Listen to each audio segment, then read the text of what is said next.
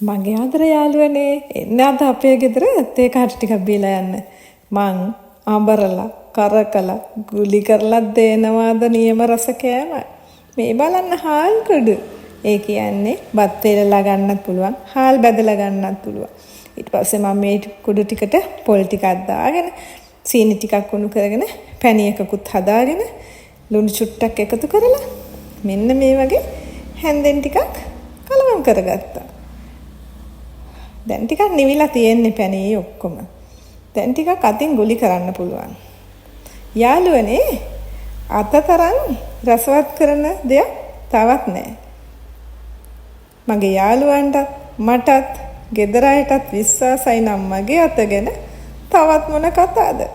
එහෙනම් ඉතින් හදන රස කෑම කන්න ඕන කෙනෙක්ට පුළුවන්.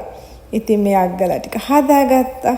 අම්මෝ දුන්දාමන තේ එකක් එක්ක බීලා එන්න බැරි වුණත් හදලා බලන්නකෝ.